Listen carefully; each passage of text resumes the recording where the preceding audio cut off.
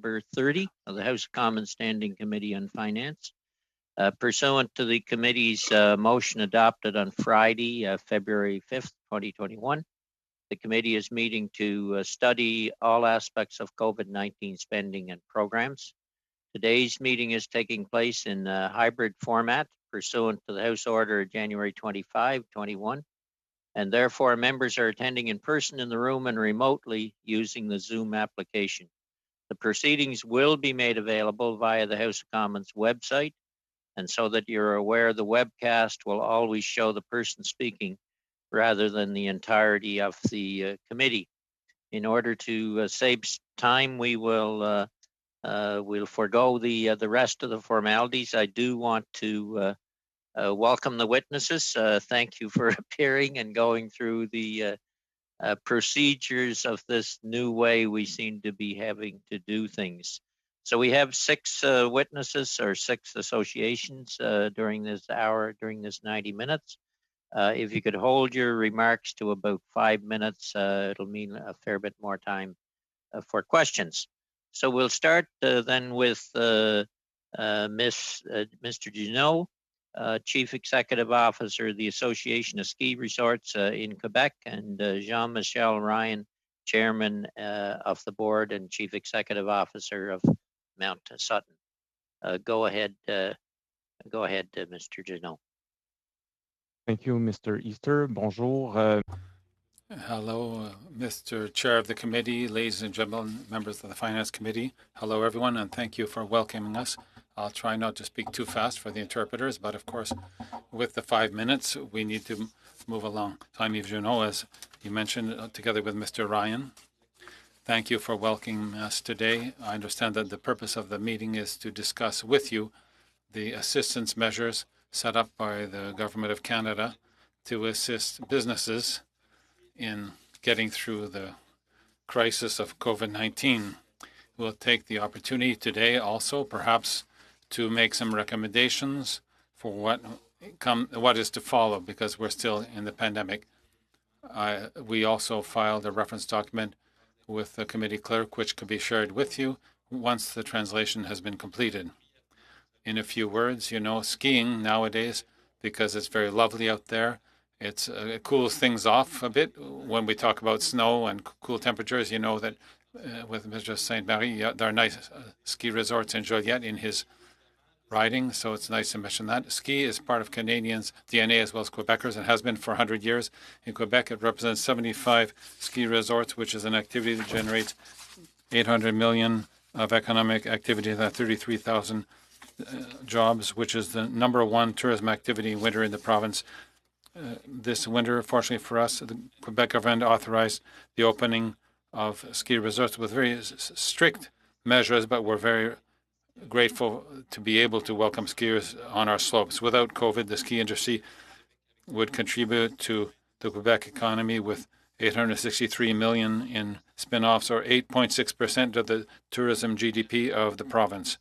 In Canada, you will no doubt be able to note, members, that we have 236 ski resorts, which are present in all 10 provinces, including in Prince Edward Island, where you are, Mr. Chair, as well as in the Yukon. But in the Northwest Territories, there are none yet. This year, the financial situation of ski resorts has become fragile on account of the pandemic. In this regard, the measures set up by the Canadian government have proven beneficial overall. Although, if one takes a more detailed look at them, it is possible to note certain shortcomings. The most promising measure for the ski industry during the crisis was no doubt the CEWS, the Canadian Emergency Wage Subsidy, for which we thank the government. On account of the restrictions under COVID, the CEWS made it possible to offset financial losses of the industry and to keep key personnel in their jobs starting from last spring. However, we note that this measure is not applicable to ski resorts that are affiliated with a municipality, which have an obligation to be profitable based on autonomous revenues generated by the resort. And of course, when we talk about ski, we think of Whistler, Blue Mountain in Ontario, Lake Louise in Alberta, and here in Quebec, Mont Tremblant comes to mind.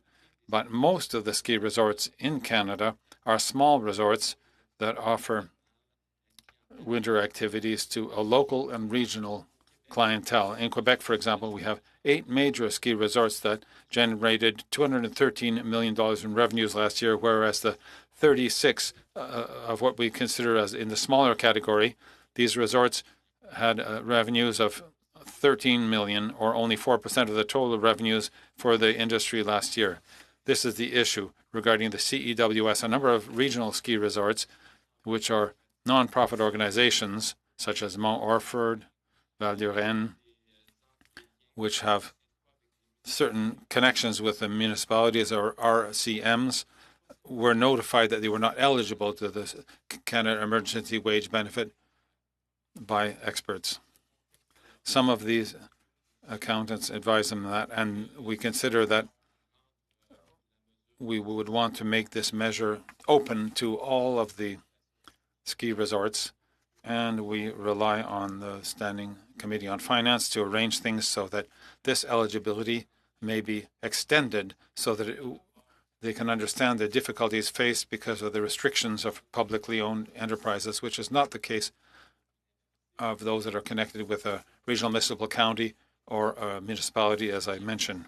I would also like to refer to the adaptation of the assistance program concerning the health standards. There was an envelope of 7 million, a very beneficial program from the federal government. Unfortunately, large resorts such as Tremblant and Bromont were excluded because of the business volume generated by the company prior to the crisis. From our viewpoint, this program should apply to all tourism businesses. Also, there are all the different loan measures, loan guarantees, and what we would like to mention particularly is that businesses would like to not have to increase their debt load, and they would prefer direct assistance. For this reason, the emergency wage benefit is the best approach, and it should be broadened and extended beyond June for fairness and to avoid putting at risk the survival of these ski resorts. Those are some of our observations. And as for our recommendations, of course, we talked about the wage subsidy, and concerning promotional efforts, we hope that the economic recovery for tourism will not only be done through the traditional icons of the large cities.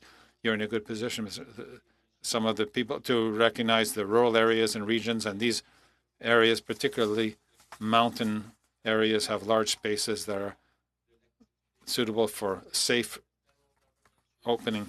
First experiences to build back better and entice visitors to move outside packed cities into rural areas. Alors, c'est So this is something we want to invite you to do with programs such as the PAFIR in Quebec, PAFIR. Unfortunately, it excluded ski resorts. It supported the cross-country and snowmobiling, but there was no federal support for alpine skiing in Quebec. So we need this support to adapt to climate change, and I'm sure that Ms. May is receptive to this concern. And of course, in the ski industry, we have the possibility of investing in new technologies with innovative solutions, including snow production, and of course the costs of these new technologies. Well, we hope that we'll be able to rely on assistance in order to modernize our equipment and thereby contribute to a greener and more sustainable economy. So in conclusion, I would just like to say that we will be pleased to provide you with any necessary data for your deliberations, and we hope to be able to rely on your support to support tourism development in rural areas. Thank you for your attention. Thank you very much, Mr. Juneau, and we do appreciate anyone who offers recommendations, because that on-the-ground experience usually tells us where it's at and that we need to know. Okay, turning to the Canadian manufacturers and exporters, Matthew Wilson, Senior Vice President, Policy and Government Relations. Mr. Wilson. Good afternoon. Thank you, Mr. Chair. And thank you for inviting me once again to participate in today's discussion. It's my pleasure to be here on behalf of Canada's 90,000 manufacturers and exporters to discuss federal government support programs on COVID-19 and outline the need for a strong response to grow the economy moving forward. Without doubt, COVID-19 has been one of the biggest challenges our country and sector has ever faced. Within this response, there's been challenges most notably and most recently with the pace and availability of testing and vaccinations. However, when examining the spending and program response of the governments, CME and our members believe the response has generally been excellent throughout.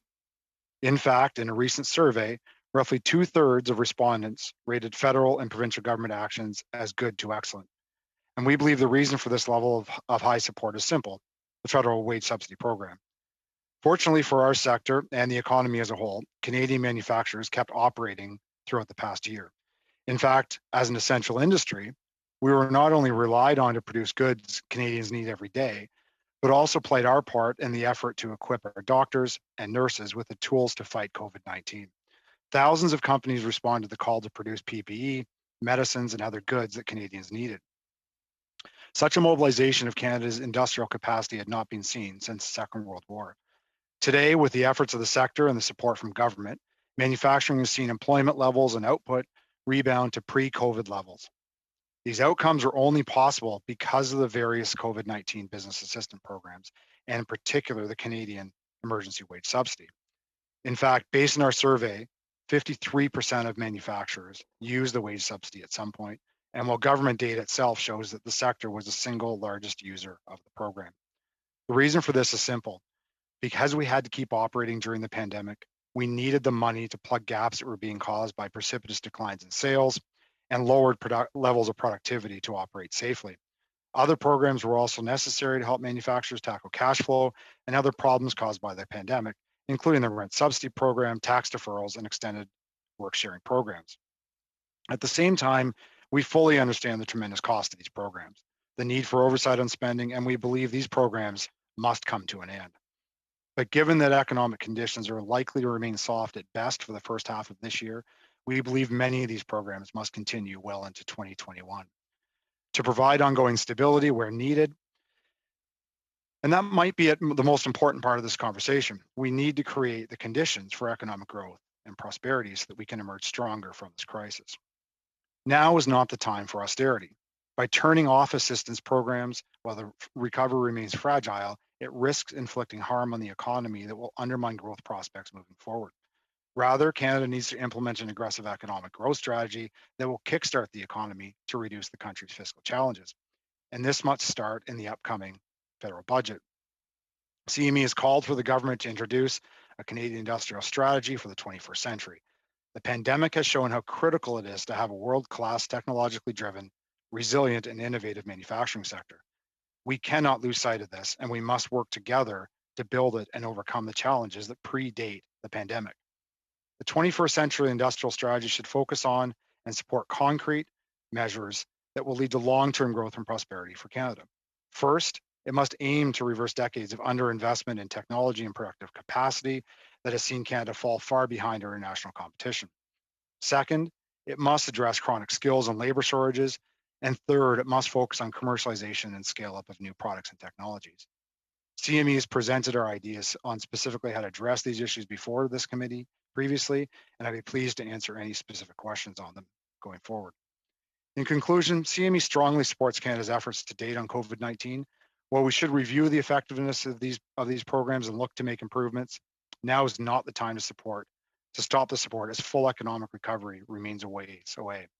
And the focus must now begin on creating growth plans, especially a modern industrial strategy that will drive prosperity for all Canadians. Thank you again, Mr. Chair. I look forward to the discussion. Thank you very much, Mr. Wilson. Turning to William Ross, Coordination Officer. I'm not sure I got this translation right, Mr. Ross. Failure to tax havens is what I have. We'll let you explain it. Go ahead, Mr. Ross. Oui, bonjour, mon nom est William Ross. Monsieur... Hello, my name is William Ross. Mr. Chair, members of the Standing Committee on Finance. Hello, I'm coordinator for Collectif Échec au Paradis Fiscal, which represents more than 1.7 million members from the union world and from Quebec civil society. So at the consultation table of the Finance Committee, our group looked at possible solutions to improve government revenues. In view of the current situation, we think that the government has the legitimacy and public support to fulfill planks of its 2019 platform to end the use of tax havens and to bring in a tax on big data. We do not exclude the use of tax on wealth, but we would have to have a guarantee that these people with fortunes wouldn't use the existing tax havens and loopholes. In the Parliamentary Budget Office of Canada considers that we have a shortfall of 19 to 26 billion each year in Canada due to unpaid taxes because of tax evasion and tax avoidance practices. The Tax Justice Network considers also, according to the most recent data that came out last week, that Canada is losing $5.75 billion per year because of illicit international flows, which represents 20 to 25% of Canada's tax shortfall. While Canada and the entire world face an unprecedented crisis and the public deficit is reaching historic highs, Canada must place priority on the fight against tax fraud before considering getting taxpayers to pay or cutting programs and services to our already strained communities. The health crisis has increased vulnerabilities for Canadian policies in the area of tax transparency. In May 2020, it will be recalled that the Canadian population had asked the government to follow the example of Denmark by not providing public funds to assist businesses that use tax havens as part of their fiscal strategy. The government was not able to listen to that, did not listen to that recommendation. How come? Because we don't have the necessary tools to know who is using shell companies and for what purposes here. It is imperative for the government to set up a registry of effective beneficiaries. Innovation, Science and Economic Development Canada held consultations on this subject last year. Unfortunately, nothing was done on that front. To avoid the government using public funds to finance entities that do not respect our own tax laws, we need to give ourselves the means to properly map the corporate structures and identify the corporate structures and beneficiaries of public assistance programs. You'll understand that 2020 was a year of remarkable expansion of the digital economy. So the unkept promise of the Canadian government to set up a tax on digital services was a missed opportunity to make Amazon and other similar organizations contribute to the Canadian economy, especially in a time of crisis. The continued failures of OECD negotiations is really the straw on the camel's back. It's really time for Canada to set up such a tax without waiting in order to recover the missing funds. As regards direct foreign investment in tax havens, 2020 extended a trend with an increase of 3% for a total of 135% over the past decade. Canadians continued to put money in the 12 most influential tax havens. In all, according to Canadians for Tax Fairness, $380 billion are avoiding tax and can come back into the country with impunity. We consider it essential for the government to bring to an end double non-taxability and review its international fiscal policies and its participation in certain existing fiscal conventions and agreements. Tax Justice for All considers that the best thing that can come out of this crisis is to think of a Canadian economy with greater dynamics because of fiscal justice, ending the damaging practices that have set in the course of a history. This is an opportunity for the government to give itself the tools it needs to make this change, and I encourage them to act responsibly. So I'll send to the clerk all 12 recommendations as submitted during the pre-budget consultations. Thank you very much. Thank you for that, Mr. Ross. Turning into the First West Credit Union, Mr. Gross, President, Island Savings Regions, and Ms. Bess, Chief Credit Officer. Floors. Thank you, Mr. Ms. Chair. Bess, go ahead. Thank you, Mr. Chair. And to the committee for having us here today to speak on behalf of First West Credit Union and our efforts to support our members through COVID-19. As you've heard, my name is Shelley Bessie, and I'm the Chief Credit Officer. And with me is Kendall Gross, and Kendall is a president of our Island Savings Division. I'll share some remarks, and then we'll both be available to answer any questions that the committee may have. So First West is British Columbia's third largest credit union, with more than $14 billion in assets, 250,000 members, and approximately 1,250 employees, operating under the trade names Envision Financial, Valley First, Island Savings, and Enderby District. We are provincially regulated, but are in the process of becoming a federally regulated credit union. As part of our federal journey, we already had efforts underway to build up liquidity, increase capital, improve our operational processes, and invest in digital technologies. This positioned First West well as we entered into the pandemic. This work, combined with our commitment to provide advice-driven conversations to our members, meant that we could be proactive at a time when our members needed us most. We knew the impacts of the pandemic would be felt by our members immediately, and we wanted to be there to help. To do this, we compiled and analyzed data to assess who might be most in need of support and created what we call internally the COVID Index. Using this insight and other information, we proactively called thousands of members to offer assistance and ongoing check-ins following the first tranche of support. Through our approach, we provided members payment deferrals in 3-month increments instead of 6 at the start, and advice on an individual case-by-case basis. At the height of the pandemic, approximately 15% of our retail loan portfolio was in deferred status. And today, I'm pleased to share that it's 0.02%. We attribute this success to our approach. In fact, recent reports by Canada Guarantee noted that institutions who provided incremental and shorter deferral periods saw members resume payments faster and ultimately is a good thing for members. So how are our members doing today? Well, in December, we reached out to several of our members who we identified as most vulnerable, and we're thrilled to hear that 79% said that they did not need further assistance. At First West, we have approximately 20,000 business members. At a high, during the spring and summer of 2020, just over 24% of our business loan portfolio was in deferred status. And as of March, we have no business members with a current deferral. While I can't say it won't happen in the future, at present, I am not aware of a single First West business member that has failed due to the pandemic. In fact, 69% of respondents to a survey to our membership in February said that they were probably or definitely had sufficient cash flow or cash reserves to operate and meet obligations over the next 6 months.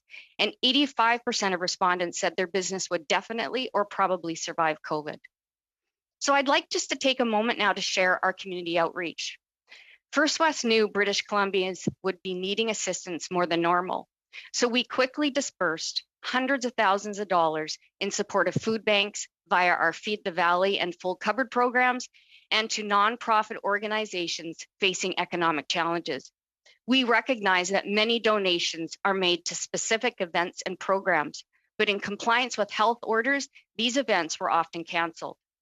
Our community partners needed funding just to keep their doors open, which is why we made our funding unrestricted. To wrap up, I just want to come back to First West's pursuit of being federally regulated. We were asked to present to this committee because we embarked on a different outreach approach, which has served our members well. We believe that Canadians should have a choice in their financial institution and that different approaches create better results and drive innovation. Credit unions and the Canadian Credit Union Association played an important role during the consultations with government and its partners and in administering COVID relief programs. I thank the government and urge this committee to continue the collaboration. We are happy to answer any questions or provide any more details on our COVID-19 response. So thank you. Thank you very much, Ms. Bessie. We appreciate very much your appearance and different ideas that different institutions propose. Turning then to the PEI Business Continuity Group, Kevin Murphy, who's Chief Executive Officer and President of Murphy Hospitality Group. Kevin, the floor is yours. Thank you, Chairman Easter and Finance Committee members. It is a pleasure to be here today to discuss COVID-19 and the implications it has and is having on the tourism and hospitality industry on PEI as well as Atlantic Canada. My name, as you know, is Kevin Murphy, and I'm President and CEO of Murphy Hospitality Group, which operates 12 restaurants, 3 boutique hotels, and a craft brewery. We have operations in Nova Scotia, New Brunswick, and Prince Edward Island. Murphy Hospitality Group was supposed to celebrate its 40th anniversary in 2020, but as you can appreciate, this was postponed due to COVID. We are a family business that started with 1 restaurant in 1980, along with my wife Kathy and 3 sons, Ben, Sam, and Isaac. We created this business in PEI and you enjoy this beautiful quality of life. The Business Continuity Group, which I am here representing today, was formed in March of 2020 by 25 local business people on PEI who were concerned with COVID-19 and what it meant to their business and the long-term economic sustainability of our tourism industry on PEI. The group met every week for 6 months and then bi-weekly since September. We communicated and met with our provincial government and our local MPs on the situation on the ground and how it was impacting our businesses. We also provided ideas on solutions to ensure that not only our businesses survived, but that our tourism was vibrant and healthy when COVID passed. It was current, accurate information that we believe was key to making prudent financial decisions, not only for businesses, but for government. What started out as a 30-day problem turned into a 180-day problem to a year-long problem. During the summer of 2020, we realized that COVID was going to have a long-lasting impact on our industry and that it would take years to get back to 2019 volumes. The reality of 2020 was the many programs that the provincial and federal government implemented were a lifesaver for many businesses in Atlantic Canada, and we are thankful for the leadership and support the government provided for our industry. We have learned a lot over the past 12 months, and there has been a number of sectors within our industry that have been more severely impacted than others, namely transportation, hotels, amusement parks, restaurants, and festivals and events. For example, I operate 2 boutique hotels in Charlottetown. 2020 is complete. The year ends are done. The subsidies applied. And at the end of the day, each hotel lost approximately $250,000 compared to the year before. And it will take years to get back to 2019 profits. These are relatively small, 45-room properties, but the revenue was down 80%. We were basically closed from March 15th till July 15th last year. Opened with the Atlantic bubble in early July, and then shut down again in November. We have not been able to have meaningful visitation to PEI since then, and we are hopeful it will reopen in April. Traditionally on Prince Edward Island, most operators make money in the June to October period. During the rest of the year, they hope to break even or minimize expenses in the off-season. Without full summer seasons and without meaningful activity in the winter, it is impossible to maintain these properties and maintain staff. Currently, we are looking at 2 restricted summer seasons and 3 very difficult winters until we hope is a normal tourism season in 2022. Our industry is made up of hundreds of operators, and our destination experience is dependent upon the whole industry, not one specific operator or one operation. How do we ensure that we not only survive, but thrive as we come out of this pandemic? We have to be ready and able to participate in the recovery, and this takes liquidity and resources.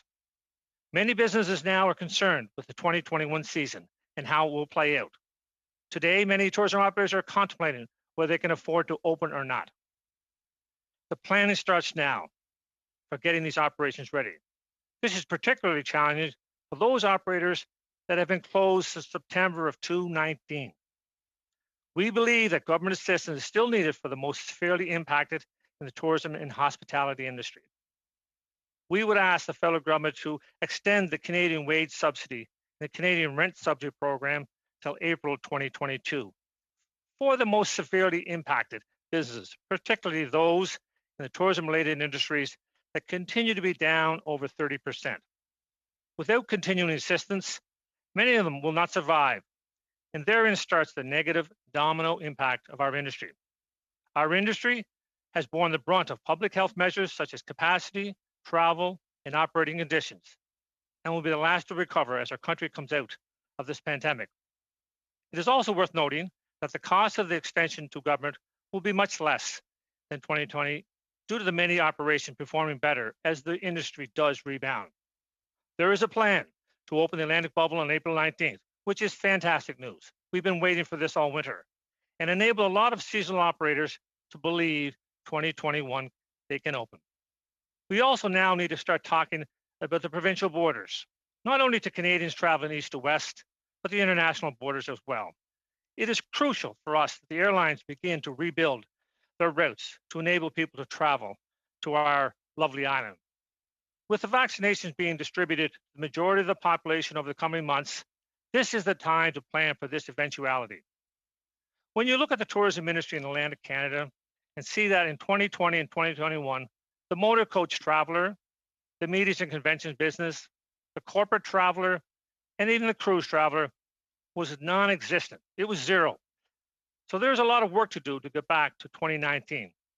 But we believe we are resilient, we are optimistic, but we're all very realistic in what we are facing over the coming months and years. Now is not the time to end support.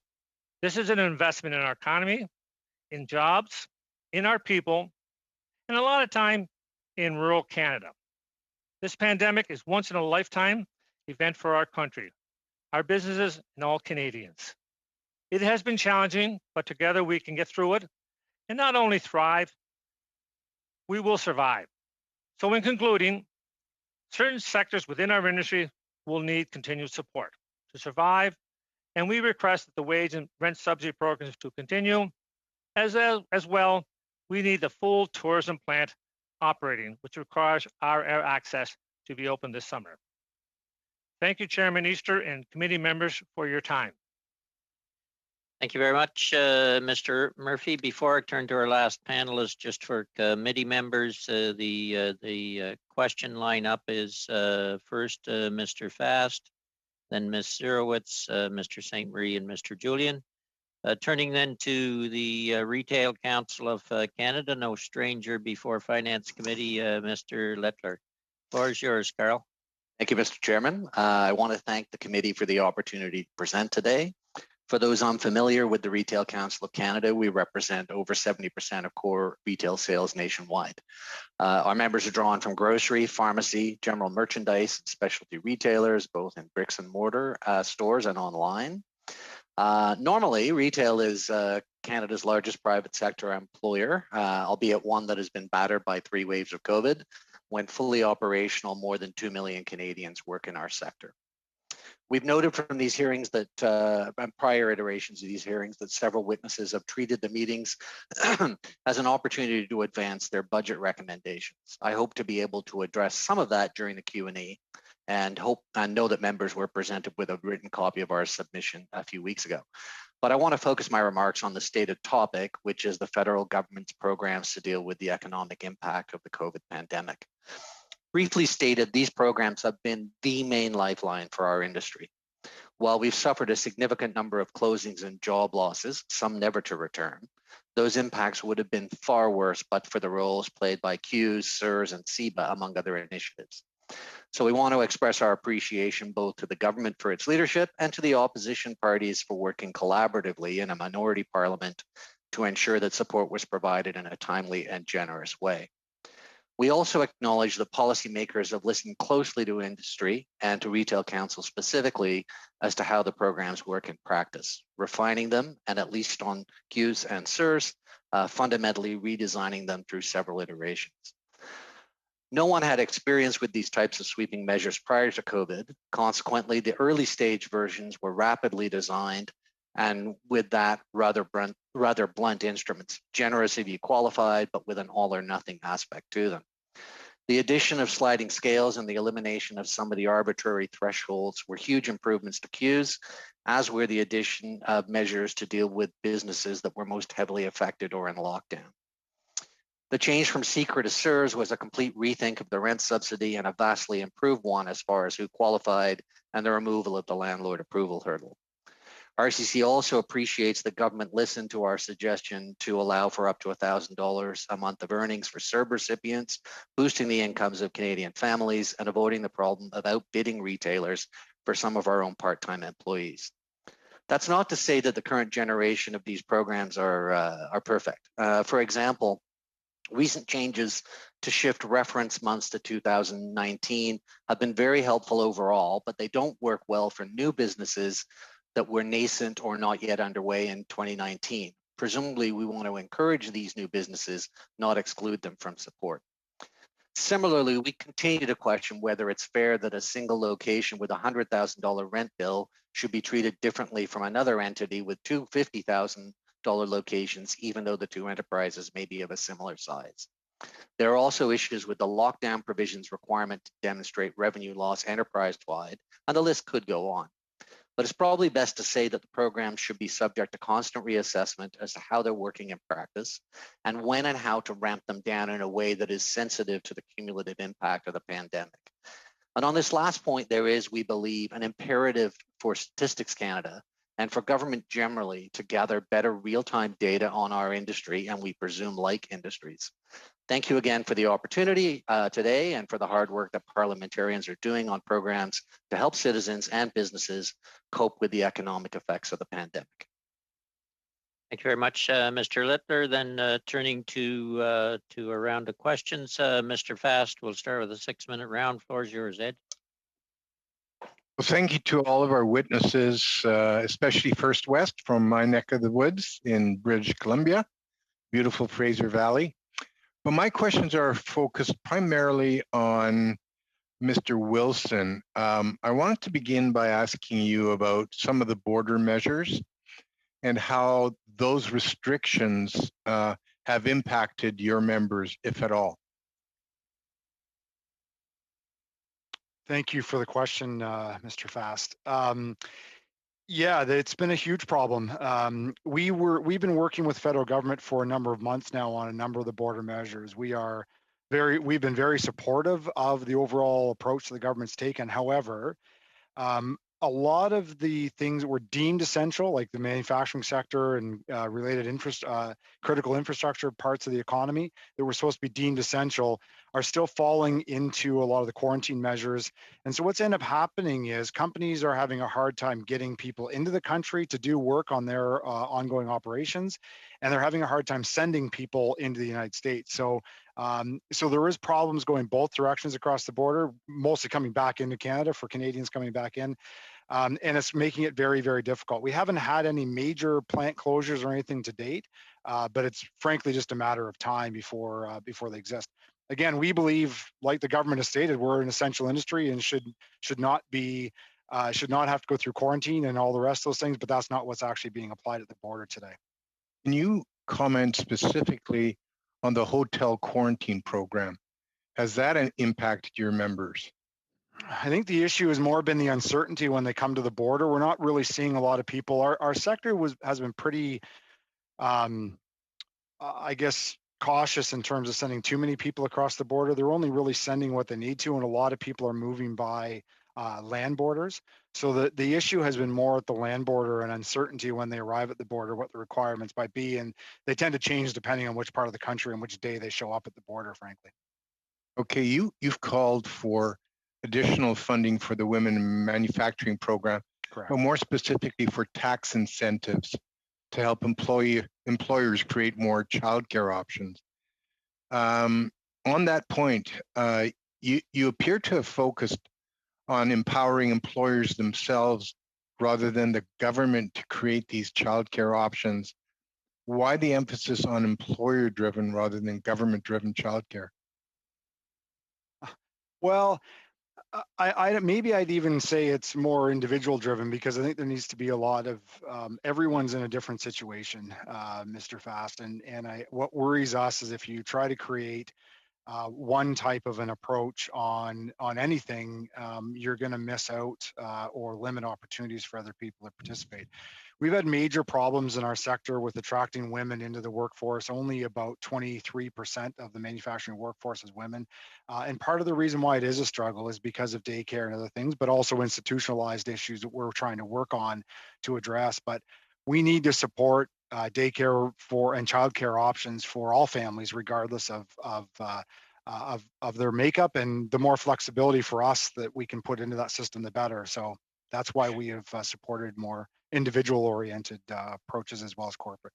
Do you have any idea how many women could be drawn into the labor force if there was a comprehensive child care support in Canada? That would be a big guess. Our goal is to add 100,000 more women to the workforce in manufacturing on top of the, there's 1.7 million in the workforce, 25% roughly is women. So we'd like to add another 100,000 on top of that. And we were making great progress before COVID. Unfortunately, COVID, like with a lot of places, was a setback, unfortunately. Perhaps I could ask a question, Mr. Littler of the Retail Council. There's a liquidity issue with your industry as well, is there not? Yes, I mean, it's variable across the industry because some entities have done relatively well because they were deemed necessities through this piece. It has been particularly challenging for what you might call discretionary retail, unlike things like food and pharmacy. And at its deepest, it has especially hit those in the kind of apparel, footwear. You can imagine what it's like being a luggage, vendor at this point in time. And some of them are certainly running on fumes at this point, notwithstanding all of the support, whether that's on liquidity programs or otherwise. How many more bankruptcies and insolvencies do you expect this year in 2021? I mean, it's hard to tell. What we did see was that retail had 40% more proposals at the close of last year than it had at the prior year. And that was atypical actually across Canadian industry, with the exception of sort of arts, tourism, and activities. Basically, the number of bankruptcy proposals was dropping, but it did shoot up in retail. And you have to disaggregate from that those who may have been in parlous shape to begin with. And I don't feel that we've felt the full knock-on effects yet. We're going to require a consumer confidence both in the public health environment and in their own financial circumstances. So I'm not sure that, in a sense, the other shoe has dropped for those who may be struggling with their current capital position, because of course they're presuming a rebound, and whether it's behavioral change or otherwise, some of them may not see it. Last question, Ed. Ms. Bessie, just a question to you. I'm going to be bold and ask you, has the pandemic impacted your bottom line, your profitability at all? We actually had a very strong year last year, but certainly just like other financial institutions, we did see an increase in our estimated credit losses. That's the ECL that we provision potential credit losses for in the future. But it wasn't as bad as you might have expected it would be. No, we've seen it improve since Q3 of last year. Well, that's great news. Thank you, Mr. Chair. Okay, thank you all. And I might say to you before I turn to the next questioner that if any witnesses have something that's pertinent to add to the discussion on a question, raise your hand. Hopefully I see you. If I don't see you, just yell.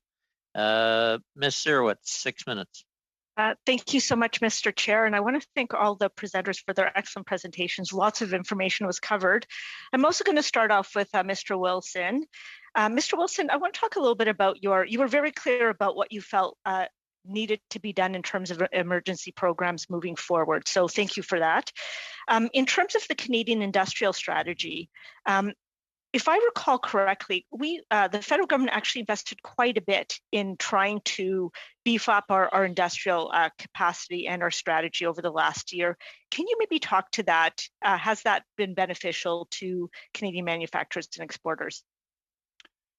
Yeah, and I think the government has done quite a bit over the last number of years, but it tends not to be focused on all the right areas all the time, and that's fine. Everyone has different priorities. The biggest challenge I mentioned, there's really three challenges that the sector faces, and really some of the programs help, but they don't help holistically. So I'll give you an example.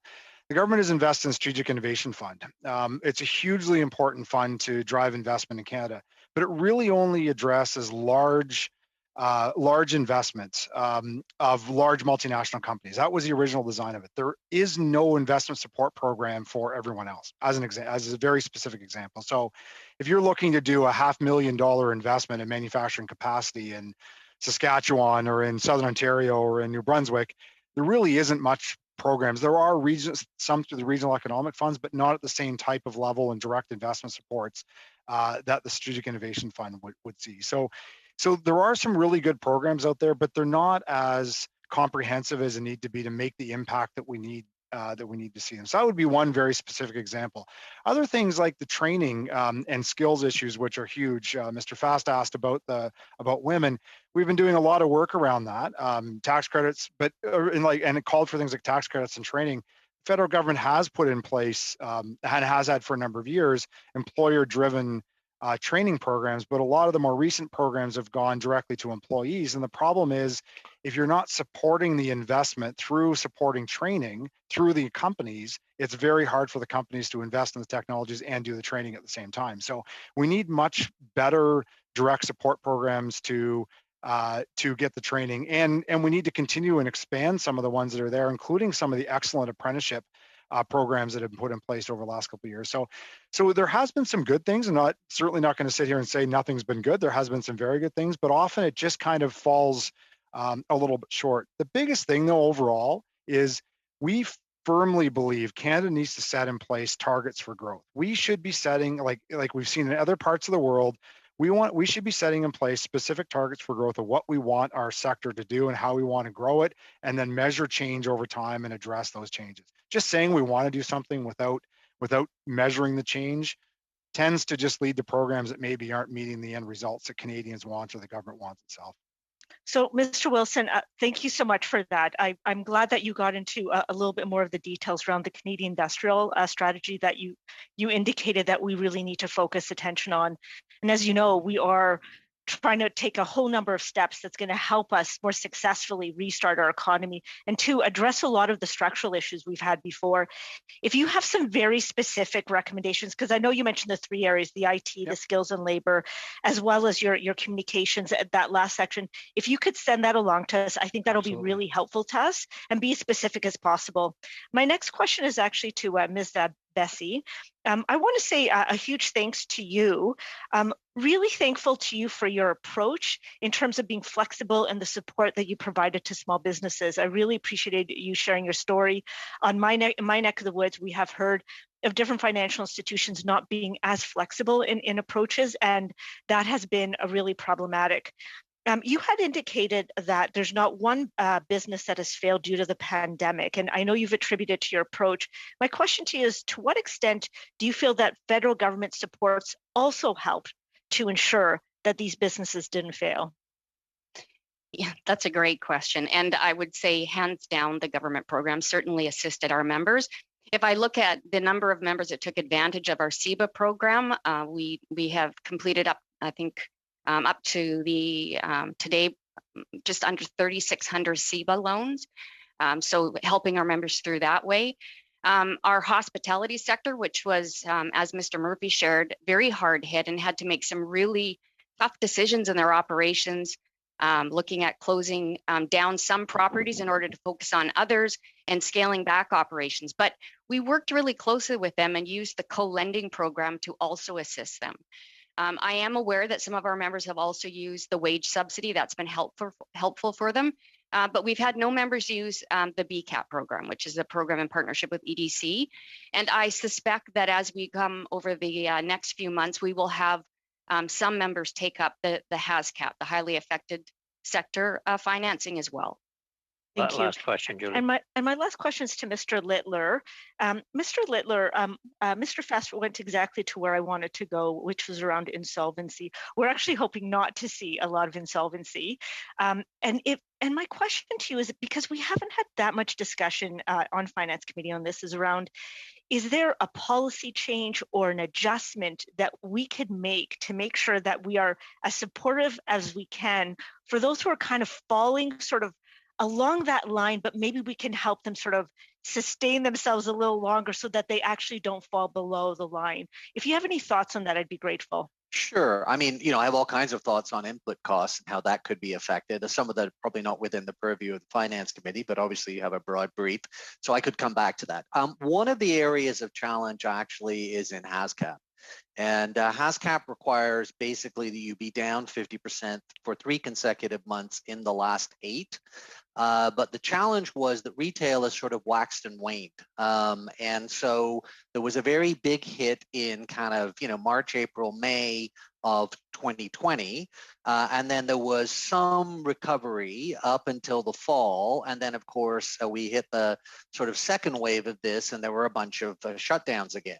And unfortunately, for a lot of retail members, they don't actually get the 3 months in the last 8.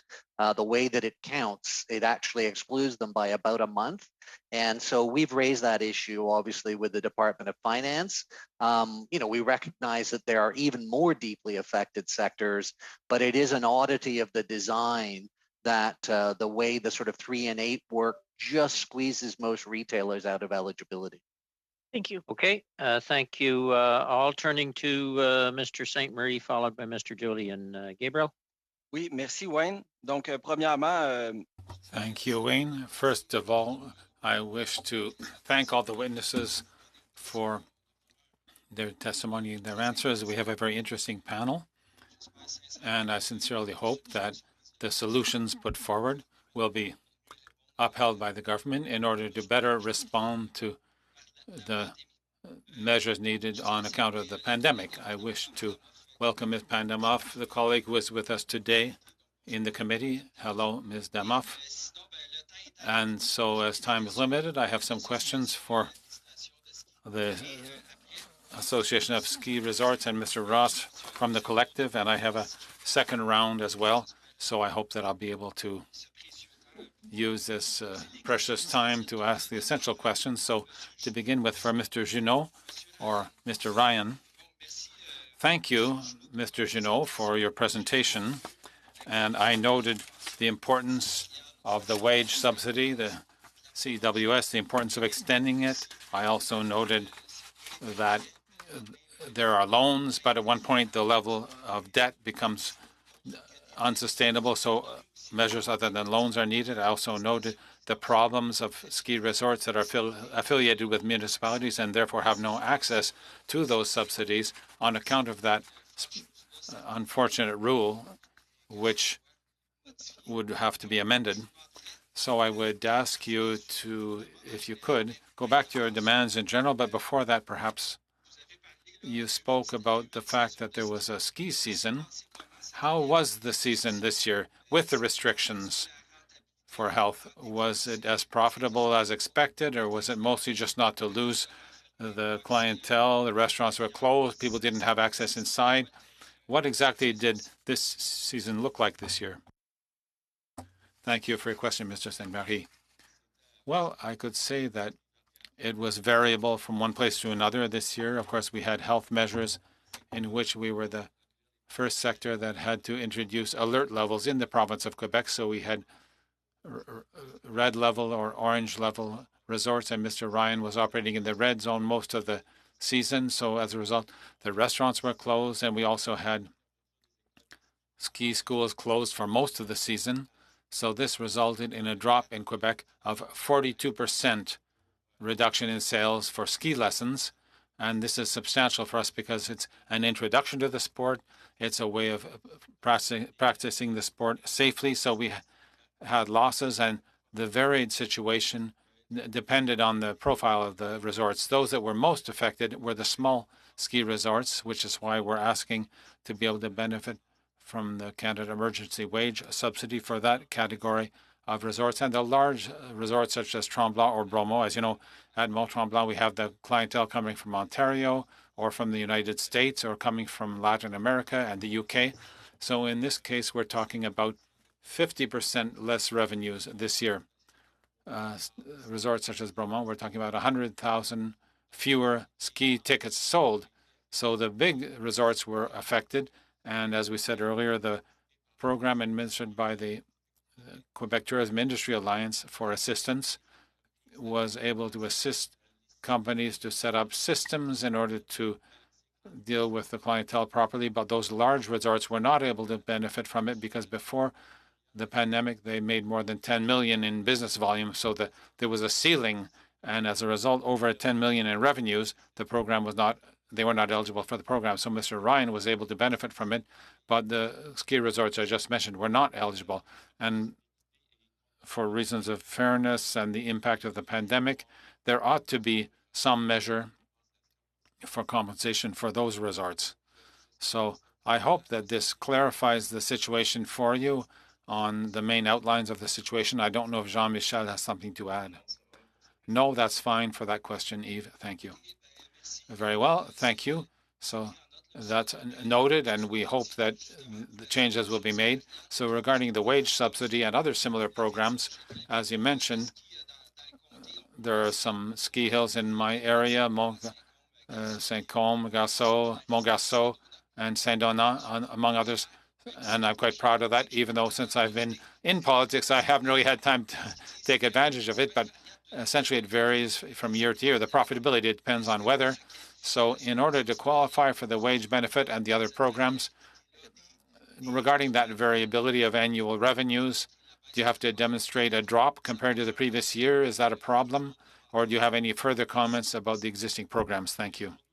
Yes, to us, what is difficult right now is that, of course, we have certain ski resorts where we sold season tickets, and of course, the revenues come from selling day tickets, which were in very limited quantities. So Jean-Michel can perhaps share his experience, and also the season subscription. So we have resorts that, for example, they have 22% of purchasers who did not use their product. In other words, it's going to be carried over to next year. So they won't have those sales next year.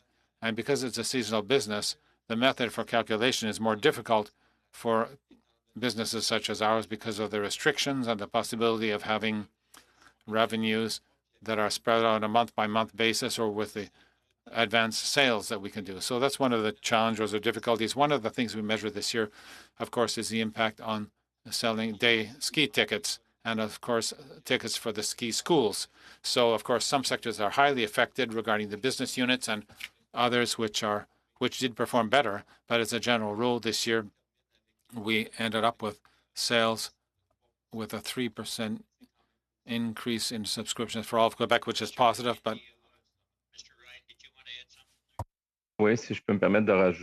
yes, if I add something, Mr. Junot mentioned, I'll give the example of Mount Sutton, 75% loss of revenue for the restaurant. For the rest of the ski resorts, in addition to have variable revenues, we also have an impact that we're going to see, which is because they were closed last year in March, as you will recall. A lot of revenue losses occurred in the last part of the ski season last year. And then after that, we ended up in the summer, which is really when we spend. We have expenses but no revenues coming in from most ski resorts. And then we're winding up the season this year. And once again, we're ending up in a situation where we have an expenditure period. So a lot of, you mentioned 22% of non-used tickets being carried forward. These are expenditures or revenues that they need to protect for the next season. They're expenses that they cannot do. So it weakens the capacity of those businesses to upgrade or invest and be able to continue their future advancement. So these are major events that would involve maintaining the wage subsidy beyond June.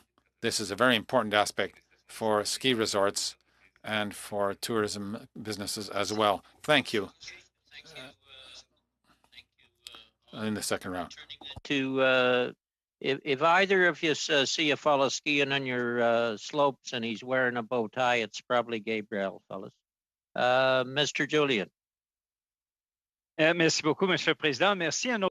Thank you, Mr. Chair, and thank you to the witnesses for being here today. And we hope that during this pandemic, you and your families will be healthy and safe through this difficult time. And unfortunately, with the third wave, which is already on its way in.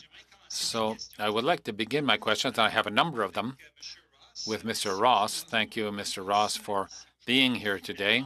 Now, you talked about ending tax havens and effectively getting the web giants to pay and even to put a tax on wealth. The government thus far has just decided to tax, have a certain minimum tax on the web giants. How important is it for us to bring in those measures? Because, of course, we have a pandemic which is raging, and the government is going to start as of April 1 to cut back on the programs, or to cut half of the programs over the coming fiscal year. So how much money can we bring in through healthy and fair management of taxes? Julian? Thank you for your question, Mr. Julian. The answer to the question of how much, the answer is not as easy to give, in the sense that we have a lack of transparency from multinationals as a general rule, and the absence of a declaration of the profits per country. So Canada participates in profit declaration arrangements on a country-by-country basis to be aware of the specific activity of a company such as Amazon, but those data are not public, so it's difficult for researchers or economists to find out what the figures really are. We have estimates which indicate to us that there is a lot of money and a lot of profits are being earned by companies such as Facebook through advertising, as well as Google, Amazon, and also web hosting services, which in fact are not being taxed at their fair value. So they have unfair competition against Canadian businesses to begin with, and secondly, within an economy that has become digitized over the course of the year, most people have turned to giants such as Amazon to make purchases, whereas stores were closed.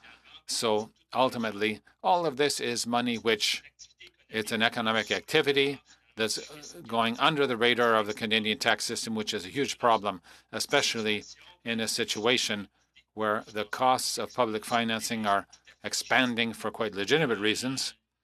And we understand that often there's been references made to the fact that we're in the pandemic. It's like a wartime economy. Well, in a wartime economy, of course, it's quite normal for everyone to chip in, and certain sectors are more affected than others temporarily in view of the fact that the activity is concentrated in certain sectors only. So in those terms, I think that it's absolutely unfortunate that the initial plan of having a tax on these avoided profits as of April 1 was missed. We lost the worst year in which to do this, and the OECD is still negotiating on this subject, and we have no guarantee that there will be an international policy until 2022. Excuse me, I'm going to jump in for a second quick question, and then after that I'd like to turn to Mr. Claire. You mentioned the public register or a public registry of beneficiaries of public programs, something missing in Canada, something that of course we proposed, but the majority of the Finance Committee refused. So how important is it to know who are the beneficiaries of these programs? Well, mainly it's an issue of traceability. In other words, every time an agency such as Revenue Canada tries to see who is at fault in terms of tax needing to be paid, if they use a shell company that's registered in Bahamas or Bermuda, then the quest for information stops at one point, and it's impossible to trace who is responsible for those tax crimes. So this is something which is a problem in terms of tax evasion and tax avoidance, and also money laundering, and organized crime uses this a lot, particularly in real estate investments in Canada. So as far as that goes, it's quite essential. Thank you very much. If you can tell us a bit about the impact, just spoken about web giants not paying any income tax at all. What is the impact on retail merchants across this country? And you've got a whole sector that isn't paying taxes, but competing with members of your association. And what would you like to see done so that there isn't that unfair competition anymore? So the first thing I would say is that the government, of course, is making some moves with respect to the platform sellers with respect to tax collection there. And certainly one of the challenges that that Canadian retail merchants have faced was a situation where a marketplace seller was not collecting provincial taxes, and therefore, their all-in price was inevitably going to be lower than the price that was tax inclusive. And the federal government can make some moves in that area because of GST and obviously HST in harmonized provinces, but it doesn't have the capacity currently to move with respect to the provincial taxes. So that's going to be a partial solution to that problem. There's also a move afoot to make sure that the landed price, which is the price when on importation in bulk, is not the basis of taxation, that the basis of taxation is that which is charged to the end user being an individual consumer. We are in somewhat better shape than we were perhaps worried about being prior to the renegotiation of NAFTA, because there was significant push from the US to gain access at very, very high levels of de minimis thresholds for its members. I think it's probably beyond us to understand the full corporate tax implications and, you know, sort of the sort of domicile and declaration of profitability. Our primary push has been to make sure that at least on a sales tax basis, and also with respect to things like environmental stewardship fees, those sorts of issues, that they're even-handed and that they apply, you know, equally to an online vendor, whether domestic or Canadian resident, and somebody operating in a bricks and mortar store. We are going to end it there and go to Mr. Kelly, followed by Mr. Fregaskatis. 5 minutes round. Pat, you're up. Okay, thank you, Mr. Chair. First question to Mr. Lippler about the rent subsidy. So in your remarks, you pointed out the transition from the SECRA program, which really, you know, with all due respect to the necessity of designing programs quickly on the fly, that one really just didn't make a lot of sense. And it was, I think, an example of Parliament working together to create better programs. The opposition offered many suggestions for improvement that were included in the ultimate current rent subsidy. However, there are still issues with that program, and I'd like your comments on them. For one thing, can you comment on the prohibition around related parties and how this works itself out among small businesses who may be, for example, required by their bank to have a separate holding company and a separate operating company. Now the landlord and the tenant are non-arm's length, and yet the operating company is the one that can apply for the rent subsidy, or even related parties where members of the family would own the building and the younger generation is operating the company. Yeah, to be honest with you, I'm not sufficiently familiar with the related party rules. You know, we did look at that at the time that that the rules were put into place, but I wouldn't know how widespread that problem is, or the different configurations that might be reasonable in business terms, but that would again offend against the CERS rules. I'm sorry, I can't be much help in that regard. Okay, you actually very briefly mentioned something that's a bit of a sensitive topic, and this is, but you brought it up, and that is the competition with the CERB benefit for employees. Yeah. So can you maybe, would you mind commenting a little bit more on that, because this is something that at the constituency level, small business owners have mentioned. Sure, and I mean, you know, there was a significant move to address that. So when CERB was first introduced, it was a flat $2,000 a month benefit. It precluded any income, you know, from employment, and therefore we had the odd situation, especially with respect to part-time employees, where the government was offering more money than they would gain by employment. And so there was this forced choice that was presented between, do you go to work amidst a pandemic and take that on, or are you, you know, better off to, you know, under the program?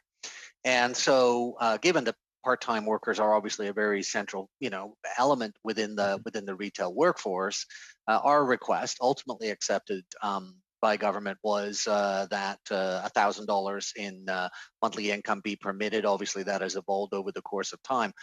That didn't solve every problem, because, of course, we then had a significant number, because it was, again, a binary situation. If you made $1,001, you lost your entire CERB benefit. And therefore, we had the oddball situation of people saying, I'll take some hours, but make very sure that I'm not going to make over $1,000 a month, because then there's this really hard notch where I go, or cliff where I lose all of my CERB benefit. And so for, not only for the employees individually, which, creates some prospective hardships, but also for the HR people in companies, it became this huge juggling act of having some people who might be willing to work some hours in order to add to their family income, but also worried against butting up against this consequence that would have cost them their CERB benefit. That's never been completely sorted out. It's become a little less material as there's been in our space, as there's been a, obviously a significant return of the workforce. We're now down about 100,000 jobs, so obviously not insignificant. So the improvements that were made on recommendations from stakeholders such as yourselves and opposition parties that had made this argument, that was helpful, but there is still a lingering issue around that. Yeah, a lesser issue certainly than the first challenge. If I may, and I think Mr. Wilson and Mr. Ryan, they were shaking their heads yes there too. I don't know if they want in. Will not take time from you, Pat. Did you want in, Mr. Wilson? Okay, go ahead, Pat. All right, I am going to switch and ask Ms. Bessie about about both the HASCAP and BCAP programs. So first of all, I want to clarify, make sure I got it correct in your response to Ms. Zerwitz's question. Did you say that none of your members have made application into the BCAP program? That's correct. Wow. This was announced as this is not a small program. It's quite a significant one, and not even like, it's not a question of just non-approval. It's not even anybody who's even applied. Is that correct? That's correct. We I believe have done 5 or 6 facilities of the co-lending program. A fairly quick question, Pat. We're a little over then I'll time, just but let you go ahead. comment on HASCAP. Have you had any traction with that? So we have not launched HASCAP as of yet. We are in the final couple of days and perhaps week before we launch it to our members. Not even okay. All right. Okay, thank you. Thank you, Mr. Fragascatis, followed by Mr. St. Marie. Peter. Thank you very much, Mr. Chair. Thank you especially to the witnesses. Really thoughtful presentations today and a lot of insight for the committee. I wanted to start with Mr. Wilson. Mr. Wilson, you said in your presentation that 53% of your members received the wage subsidy support throughout the pandemic. Is that correct? Yes, we did a survey of the manufacturing community in the fall, and 53% of the respondents to that survey came back and said that they had used a wage subsidy program. Okay, so that was in the fall. Do you happen to know where that figure is right now? We haven't done an updated survey since the fall, unfortunately. Okay. I understand the challenges very well. We have many manufacturers here in London where I am, and can understand as such the call for continued support. But to play devil's advocate, just allow me for a moment, because you did also say in the presentation that you would advise the government to continue the wage subsidy for sectors like yours. Just a few days ago in the Globe and Mail, the following was said, and I'll quote directly. It's summarizing the findings, the recent findings of a StatsCan report that said as follows: the manufacturing sector barely skipped a beat in the second wave. Manufacturing sales jumped 3.1% in January, again exceeding StatsCan's preliminary estimate, delivering the strongest growth since last July. So I want to see my manufacturers down here supported, but I'm also mindful of the fact that emergency programs at some point need to be tailored, especially to those who are in special need. I'm very sympathetic to restaurants. Mr. Murphy's comments really stood out for me. But for sectors that may not need continued support because they have seen a rebound, I worry that continued government support will lead to an unsustainable situation, if you know where I'm coming from. What is your, again, just trying to play devil's advocate here, what is your perspective on that? No, absolutely. It's a great question. In fact, we've been working with the Department of Finance and Industry Canada and others in Ottawa for 7 or 8 months on exactly this scenario. We actually want to see the wage subsidy programs wound down. I want to see all the programs wound. I don't think anyone in the business community should say otherwise anyways. But it's got to be done in a way that is reflective of the economic growth of an individual company and not just kind of broad-based data. So there's a couple things in the data that, that always gets problematic when you start looking at general data. One, there's no regional variation or sector variation in that. So there's very big swings in different parts of the manufacturing economy that are performing in different ways. The second thing I would say is that last year was not a good year, and a lot of companies are building up inventory. So in fact, about half of the growth is actually inventory buildup, which in terms of manufacturing is not positive news. That means they're not selling it, they're just making it. So we need to see sales increase, not just factory output increase. So I absolutely agree with everything you're saying, but let's not just kind of have across the board say, oh, everything's fine now, we can cut it. I think we need to scale it appropriately to the companies who do need the help, as you suggested, and remove those who are doing better. And frankly, it can't be a permanent crutch either. This shouldn't be a national program to sustain businesses who don't belong to be in business either, right? So that provides some clarification. Thank you very much. Mr. Murphy, if I could, we did hear, I think it was 2 weeks ago, from the Canadian Federation of Independent Business. Dan Kelly presented here and brought forth a really startling figure, and that is that on average in Canada, the average small business has taken on $170,000 worth of debt in the pandemic. That is even higher for industries, or for sectors rather, that have been especially impacted, like restaurants, the tourism sector, the hospitality sector writ large. I know that you're from the East Coast, but we have restaurants throughout the country, and down here in London, they're struggling as well. On debt levels taken on during the pandemic, can you speak to what you've seen in the hospitality sector since the onset of the pandemic? Does that figure resonate? Is even worse in your case? I'm not looking, certainly not for anything in particular. I wouldn't expect, for example, that you would have data with you, but what are you hearing? What are the stories? Is it exceeding $170,000? Is it in and around there? I think it's good for the committee to know where the hospitality sector is in your part of the country. It's probably mirrors where the rest of the country is. Thank you. Good question. And I think when you look at the Maritimes, and we're a lot similar when we look at the Nova Scotia, New Brunswick, and PEI, even with Charlottetown, Halifax, Moncton, I would not want to be in downtown Toronto running a restaurant. Okay, and I fully appreciate that they've been going about a year. When I look at what's going on here, and a lot of restaurants in Atlantic Canada, a lot of them are single operator, owner, husband and wife that run them. And everybody was very worried that they didn't want to take on more debt because they couldn't afford to pay it back.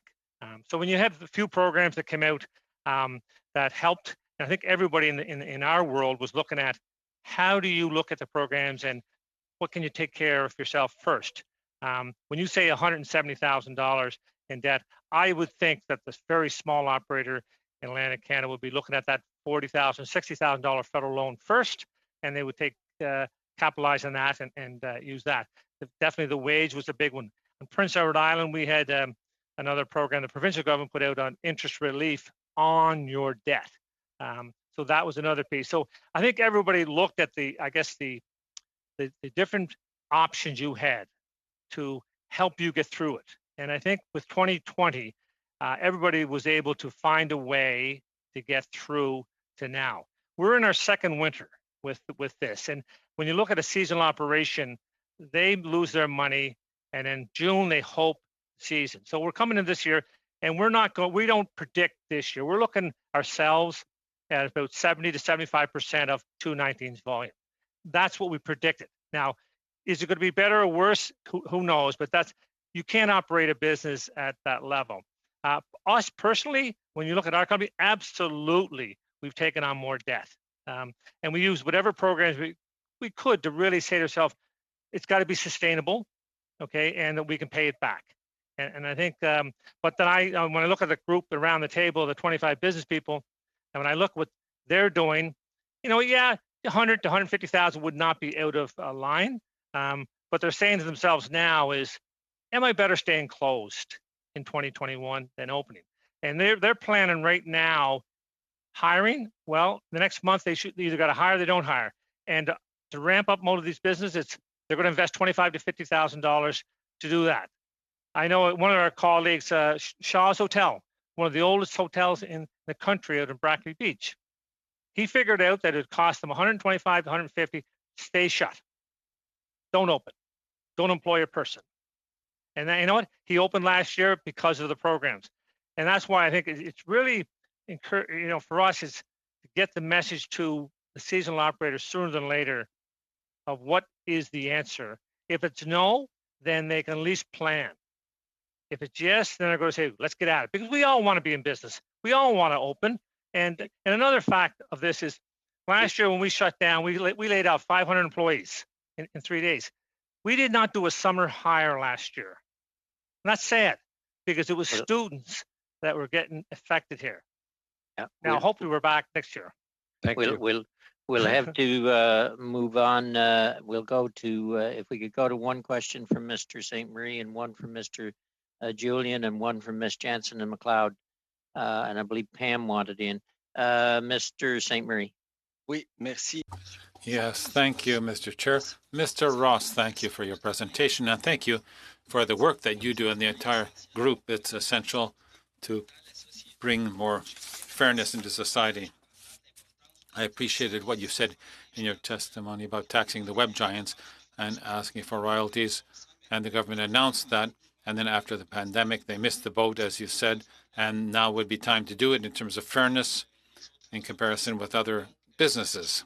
So I know that Quebec has already started to collect taxes, so you could comment on that. And also, you mentioned in your presentation criticisms of the OECD.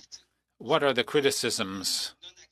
Is it inaction of Canada regarding the use of tax havens, or did it have to do with the web giants? If you could clarify that too, please. Thank you.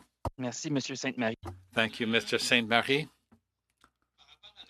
Regarding the OECD, the first criticism that I had in mind regarding what was in my presentation is primarily the back and forth occurring in the negotiations so that the international community does not arrive at a consensus and that each country independently comes out a loser from that game, including Canada. So it could have been possible, as was done in France and in Spain, to move ahead with legislation on taxing. Canada could have done that alone and said, this is what we'll do. And then if there's an international consensus, we'll join it. Nothing would have prevented that. We saw that there were some retaliations in the U.S. against France and Spain. But if some 20 other countries had acted unilaterally like that, then it would have been the U.S. that would have been alone, as opposed to there might already have been a consensus that the taxes have to be applied to those activities according to the places where those activities occur rather than the place where the companies are registered. That's one aspect about OECD. The other part of OECD, we know by reason of its history, it arose out of the Marshall Plan of the U.S., and it always had a tendency to want to lean toward the progressive side of things in how it moves forward with its policies. But on the other hand, it's always the same thing when it comes to how they tend to be lax, where it's really important.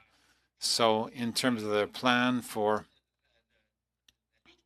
the fight against tax havens, the issues of transparency and the sharing of data remain only half completed, as in the case of Canada, which participates in the declarations on a country-by-country basis, where it's difficult, in fact, for researchers or activists or journalists to be able to gain access to those data. So we would like you to understand that there's already an issue of transparency that was created, but if civil society has no access to it, then it's not good transparency because the government can always play with its cards held close to its chest, but it's not a poker game. We want to call their bluff and see what's actually happening in the field. Thank you. Move on to Mr. Julian. One question. Thanks to our witnesses. Very interesting. Ms. Bessie, I'd like to ask you about the difference that credit unions make. You've given us some very impressive figures. Of course, I'm a member of a number of local credit unions. Our Van City Savings dropped its credit card interest rates to 0%. Community Savings dropped its line of credit to 0%. What difference does it make when credit unions step up like this? And an associated question, credit unions had difficulty accessing the liquidity supports initially that were offered through federal institutions. How much of an impact did that have in the response of your credit union for it on behalf of its members during this pandemic?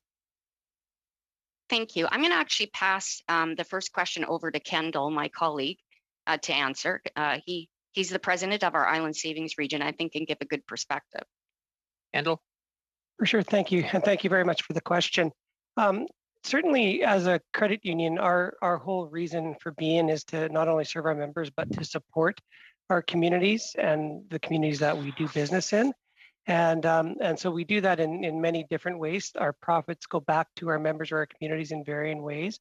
But we've also certainly spent a lot of time and effort and rapidly responded to at the outset of COVID-19 with specific funding and support for our various communities. And we've done that in different ways. And I would say that when I look back and I can give you example after example of how that support has made a difference, not only for our specific members, for our communities. One good example or creative way we've done that is we had a very specific program called Give a Meal, Get a Meal that focused on our business members, focused on shop local and our various communities, and it focused on our food bank where we subsidized meals and we provided donations back. So those are various ways that we do support, and it's made a very incredible difference in our communities. I hope that's answered that question. Okay, and was there a second question there, Ms. Bessie? Yes, there was, pertaining to access to liquidity. I believe that's what you were asking. So I can only comment based on First West. I mean, certainly we are in a very strong liquidity position prior to the pandemic. So I'm not aware of the delay. I know that we did access the programs for assistance as we move forward in the pandemic, and our Treasury team worked through that.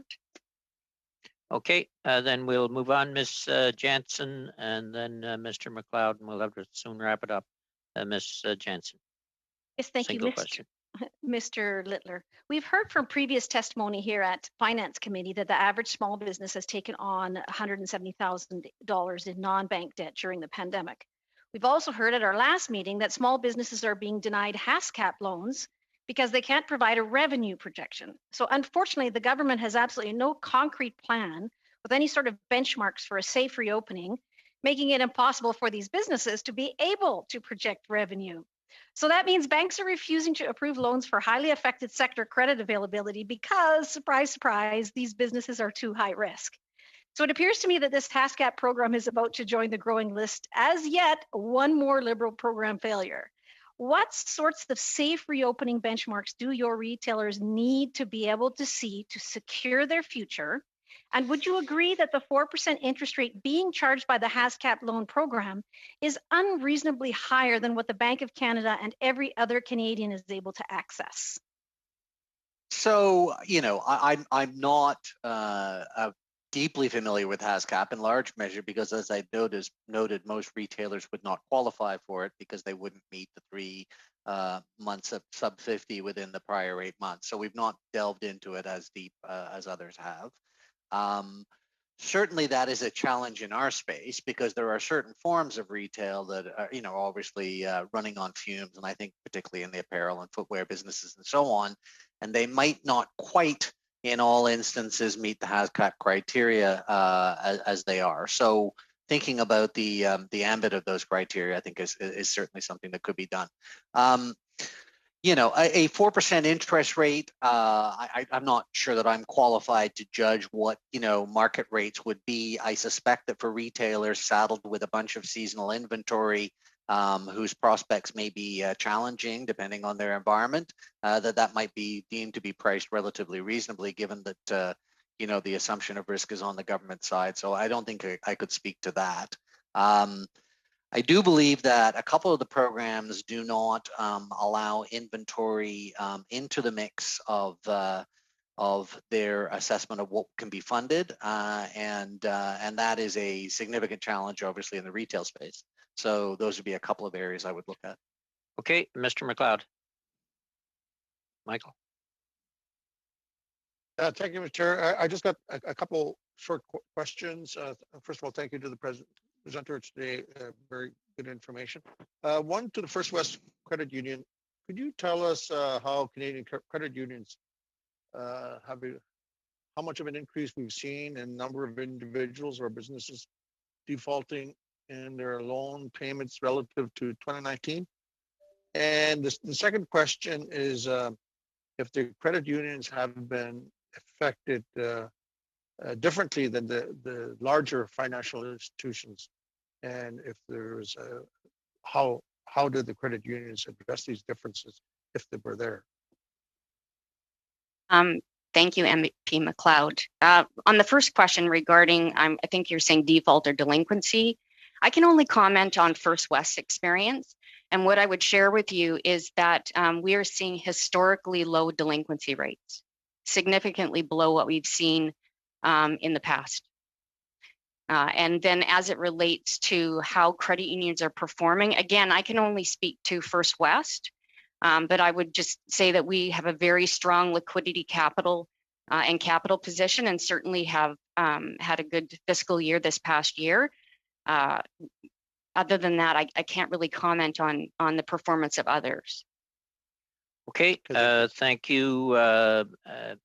I know Ms. Damoff had a question. She came to ask a question. I'll give you a minute there, Pam. Okay, thanks, Chair.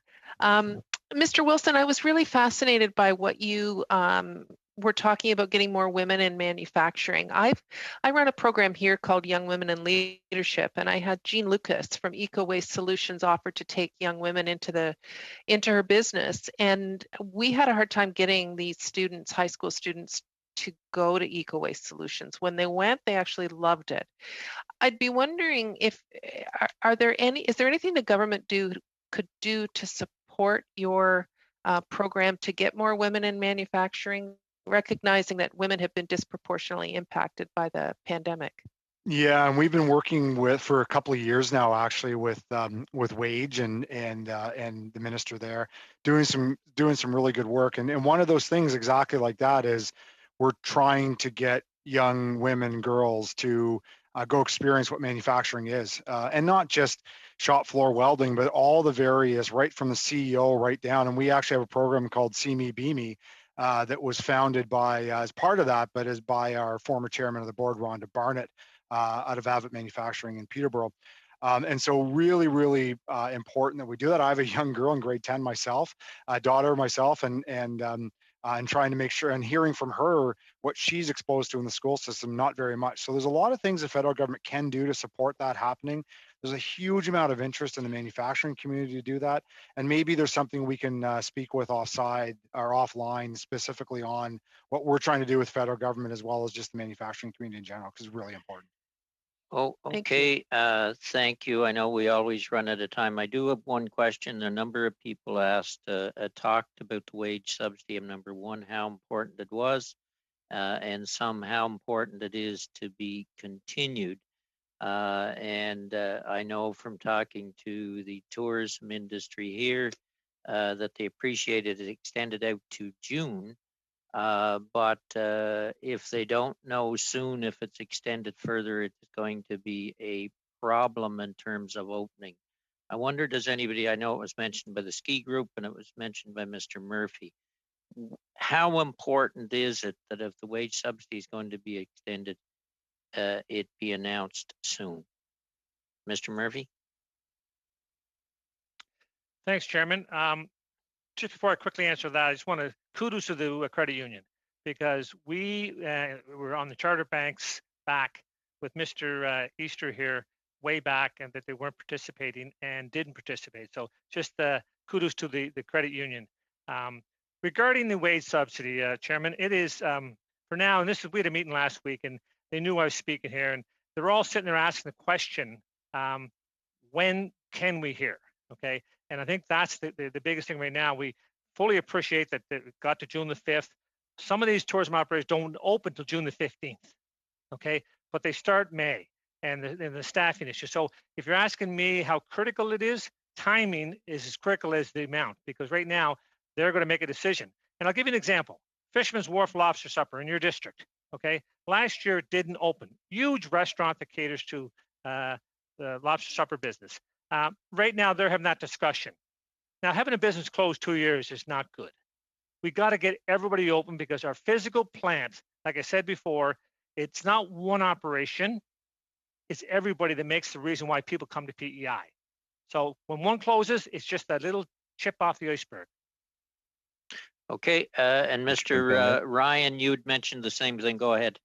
Yeah, oui, si je peux me permettre, essentiellement. Yes, if I may, essentially, Mr. Murphy, we talked about, well, with the Canadian Committee, I represent the Quebec province in the tourism industry. We're talking about foreseeability, and in addition to preparing to hire people, there's all preparation of the equipment and infrastructure to be set up before opening.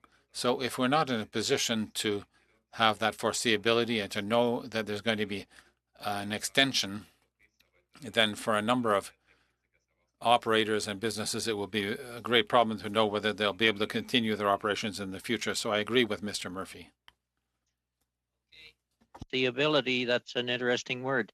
Okay, I'm sorry, folks. We always run out of time, but we are going to have to end the panel because we do start on committee business right away. We have a number of motions to discuss.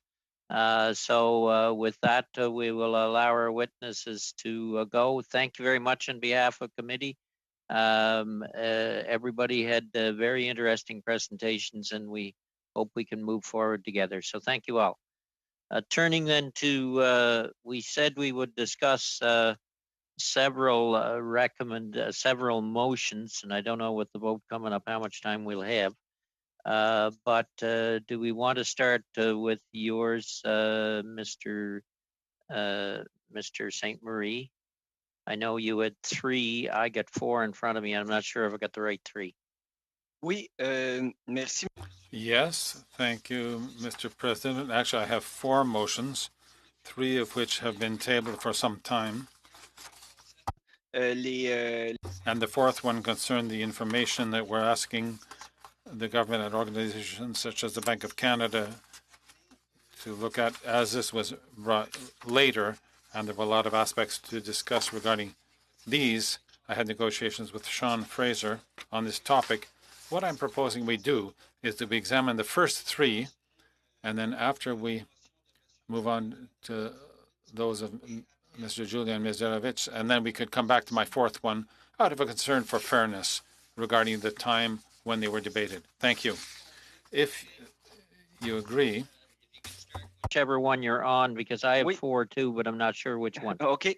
The 3 that I will present, and I can mention them in order, concern the way to proceed in the committee for respecting the French language. I can tell you that from my viewpoint, the way this committee has been proceeding is impeccable. I have nothing to criticize. There's a tremendous concern on the part of the chair and all the members and the clerk to respect both official languages and the place that is given to French. These 3 motions are being raised by my whip's office, who suggests that we have them adopted in each of the committees in order to set standards as to how to proceed. And once again, I would like to say that the way this committee has been proceeding is at least equivalent, if not better than what's in these motions. But it is to send a signal of a way of proceeding and to avoid those who are unilingual French speakers in other committees might be, let's say, discriminated against in some way. So if you agree, then I could start by the first one, which is a technical test for witnesses. And if I read it, it's been sent. So that the clerk inform each witness who is to appear before the committee that the House Administration Support Team must conduct technical tests to check the connectivity and the equipment used to ensure the best possible sound quality, and that the chair advises the committee at the start of each meeting of any witness who did not perform the required technical tests. As I said, I have no problem with the way this committee has been proceeding, but once again, it's to reiterate what's already been done. So I present that motion. That is moved. It's up for discussion. I did note today that every witness, I believe every witness, might have been one without, had Parliament headphones on, and that makes such a difference if they can be mailed out in time. Mr. Julian. Merci, Monsieur le Président. Thank you, Mr. Chair. I second the motion by Mr. Saint-Marie, or I support it. We have to mention today that the Internal Economy Division of the Parliament was sitting to deal with this, and we noticed a reduction in interpreter injuries related to the fact that we have more and more of these technical tests, sound tests, and we have a better and better sound quality. There is still work to be done, of course, but I think it's important for us to continue with that, and so that's why I support this motion. Motion. All those in favor, do we need to go to a recorded vote? All those in favor? Opposed? Carried. Second one, Gabriel. Oui, merci beaucoup. Yes, thank you to all the colleagues. It's highly appreciated. The second motion is called, it's a motion in a written version in both official language, and it reads as follows. The text of any substantive motion or any motion in amendment of a substantive motion be distributed in writing in both official languages to all committee members before the committee begins debate on such a motion. So once again, this is the way things have been done in this committee, and it's to make this consistent so that French speakers are not penalized. Thank you, Mr. Chair. I believe your hand's up, Peter, Gabriel, or Julian, and Mr. Kelly. Mr. Julian, then Mr. Kelly. Merci, Monsieur le Président. Thank you, Mr. Chair. I appreciate the contribution by my colleague, Mr. Saint-Marie. On this question, I find that the principle is very important, but essentially it's going to be very difficult for us to do the work requested for substantive motions, because having substantive motions distributed to everyone and translated in the day-to-day operations that we have to do, it's difficult to have a motion and an amendment as well, and often the discussions we have will lead to a motion that may be passed or accepted on a friendly basis or on a unanimous basis, and for that reason, unfortunately, I cannot support this motion.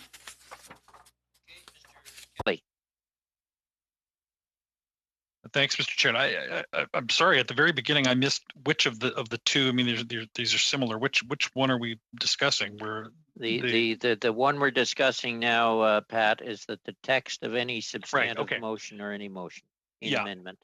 Yeah. Yeah, and I guess I have to agree with Mr. Julian, and you know, there is a difference between when a motion is put on notice and will be distributed to committee members. I mean, I think that goes without saying that it must be done in both official languages, and that anything, I would agree with in principle wholeheartedly, that any written material of any kind at the committee must be available in both languages. But you know, I think members have to have the ability to make a motion at the table, and each language is of equivalent use, and we have that's why we have translation. So I can't see how to say that it must be in writing before it be debated would really cause difficulty for the practical functioning of committee. That's my reaction. If I understand his motion correctly. Okay, I'll go to Mr. St. Marie and end with Ms. Jansen, then we'll let it go to a vote. Mr. St. Marie. Oui, mais... Yes, thank you. I understand the arguments of my colleagues, Mr. Kelly and Mr. Julian, but I'd like to remind them that up until now, the way we have been proceeding in the committee, we have been operating according to the way stipulated in the motion. So when someone brings an amendment, we stop for a couple of minutes until it's written down and it's sent to us in writing to make sure that we had the translation done at the same time in order to appropriately discuss the amendment. So it was simply along those lines. I understand the concerns, and I respect that, even if, once again, from my viewpoint, it could put unilingual French speakers at a disadvantage, but I see the clerk making a signal. I don't know if he wants to intervene. Okay, the bells are ringing. Okay. So just, yes, go ahead, Mr. Chair. Where are we at in time frame on the bells? The committee has to agree to continue by Yeah, unanimous. no, I know that. Okay. But how much time is left on the clock? Well, there's 30-minute bells. Okay. And they just started. All right. So is there unanimous consent to continue? Okay, there is. Then give me a signal when we're at 10 minutes, if you could, Mr. Clerk. Go ahead, Gabriel. Oui, merci. Donc... Yes, thank you. So I understand the arguments that were raised, even though thus far that is the way we have been doing things. So if it's all right and we have unanimity from the committee members, we could remove the part of the motion which deals with amendments. And it would thus read as follows, that the text of any substantive motion be distributed in writing in both official languages to all committee members before the committee begins debate on such a motion. So we would strike out or any motion in amendment of a substantive motion. Is that a friendly amendment? Are people comfortable with that? Do I hear any opposition? If you could reread it, please. Yes. Substantive motion be distributed in writing in both official languages to all committee members before the committee begins debate on such a motion. In other words, deleted is or any motion in amendment of a substantive motion. We okay? That's a friendly amendment. Accept it, Ms. Jansen, and then Mr. Fragaskatis. I'm just trying to understand. Is that not what we already do? That is what we do. No, but I mean, like like if something happens and it comes up in the meeting, will this make it impossible for us to finish a meeting because like if someone throws like a really big motion or something like that in, and it's going to take us 20 or 30 minutes to actually translate it, is that not going to gum up the wheels? I mean, since we've been doing such a good job, why are we fixing something that's not broke? I think if I could, Ms. Jansen, with the amendment that Gabriel proposed, that does solve that problem because we are talking at a substantive motion in the first instance. Mr. Fragaskatis. Thank you, Chair. Even still, I still have concerns, and Gabriel will know that I'm more than happy to hear him out. Supported the first motion that he introduced today without hesitation, as all Liberal members did, but I still have concerns that remain and will not be able to support. Mr. Kelly. Just from a practical point of view, how I almost want to ask the clerk to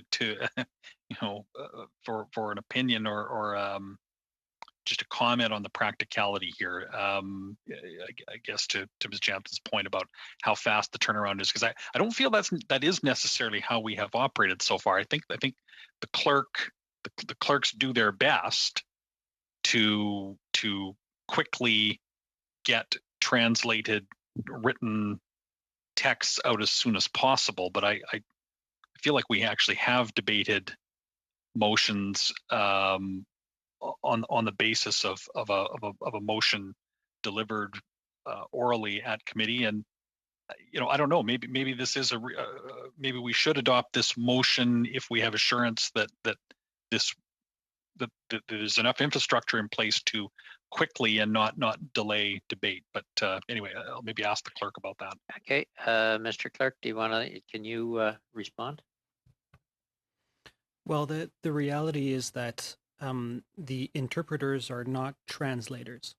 It's two different work types, if you will, and our translation service is an outside, and they can translate, but it depends how big the motion is that's on the floor, and I don't know when we're going to be able to get it. I am also not a translator, and I can easily make mistakes, and the interpreters could also make mistakes when they are translating a document. It's not really what we are meant to do, so I would caution, just because we could try, but there would be possible mistakes in the product we would deliver to the committee. And secondly, if we get the motions in both official languages before we even start the debate, as has been the case with finance since I've been here anyways, then of course there's no problem, but then the onus falls on the members. And I don't know that the committee is ready to accept that or not. That's my it's never been a problem when they've been submitted ahead of time. It's the motion that is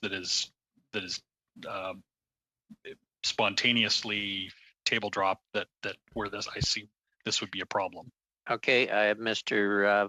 Falk to perhaps close this debate. Thank you, Mr. Chair. And the point I was going to make is one that Mr. Kelly just made, and that really ties our hands at committee from making spontaneous motions. And so I don't think I'd be able to support this.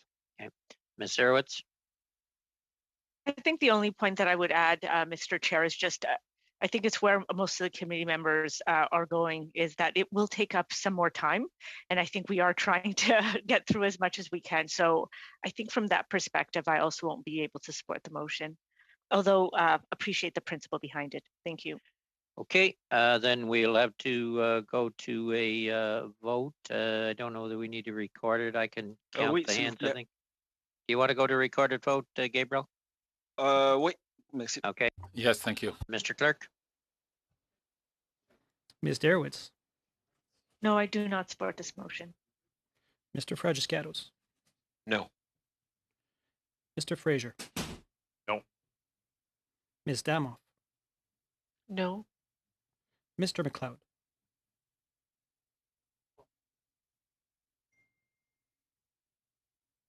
Mr. McLeod? Michael? You're not coming through in sound. Is your boom mic up? Okay. No, it's a no. Mr. Falk? Opposed. Mr. Fast? No. Ms. Jensen? No. Mr. Kelly? No. Monsieur Sainte-Marie? Oui. Monsieur Julian? Oui. Nays contre 9, yeas pour 2, 2. Okay, the motion is lost. Do you want to go to your third one and get that out of the... Oui. Merci. Yes, thank you, Mr. Chair. Just a brief comment first. I understand that it removes a bit of freedom in terms of presenting motions, and when we debate them, you have to get them translated so that unilingual francophones could understand them. So I understand the limitation of the rights of my colleagues here. And once again, thus far in the committee, we've never had any problem in that regard. But what we see now is that what we're limiting is the rights of unilingual French speakers who will not have the certainty of what they're going to be debating with the vote that was just made on the previous motion. Regarding the third motion, that all documents submitted by committee, it reads as follows, that all documents submitted for committee business that do not come from a federal department or that have not been translated by the Translation Bureau be sent for prior linguistic review by the Translation Bureau before being distributed to members. So this would mean that when a witness comes to appear and wants to present us with a document, is to make sure that a linguistic revision or linguistic review has been done. In other committees, there have been situations where there was a translation that was not very good. Even a Google translation could have done a better job than what was presented. And it's just to make sure that there's a better standard. And of course, at our MP's offices, we have access to translation services of the House. So it's just to make sure that there is a linguistic review done previously then. Well, so this is the third motion that I present. Thank you. All right, it's up for discussion. Do I see Ms. Damoff's hand up? Pat? You Tam? do, Chair. I'm going to jump in here as a newbie on the committee, but I last night or earlier this week, we debated it at another committee and we excluded MP's office.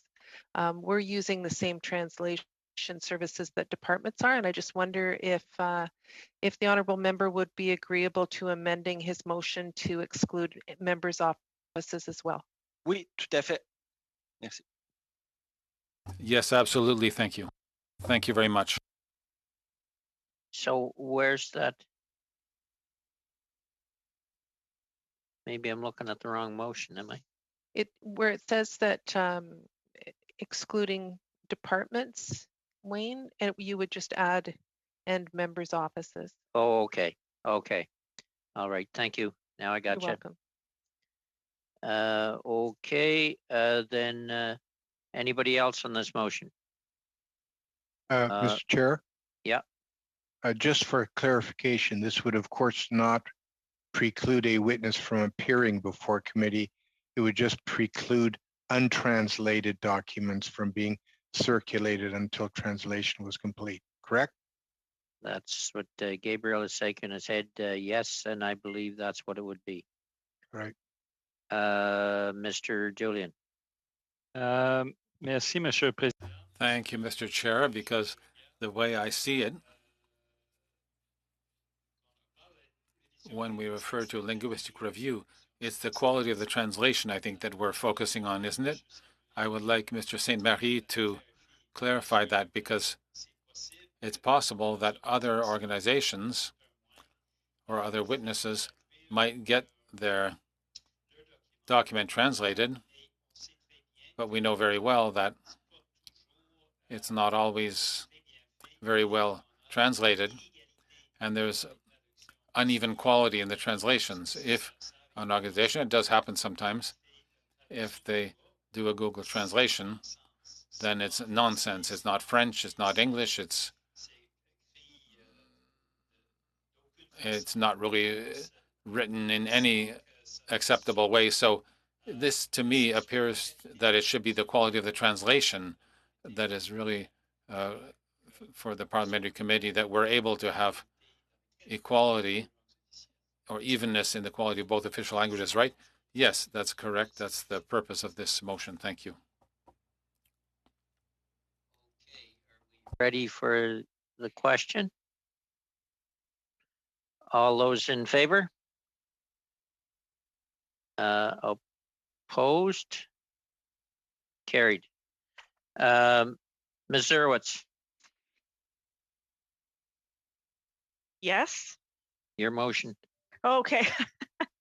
So I put on a notice of motion, and this is on the topic of our committee looking at eliminating interprovincial and territorial trade barriers. So I think everybody has it in front of them. It's fairly general in terms of consisting of at least 4 meetings. It talks about it. It suggests a couple of witnesses, but it's very open to who it could include.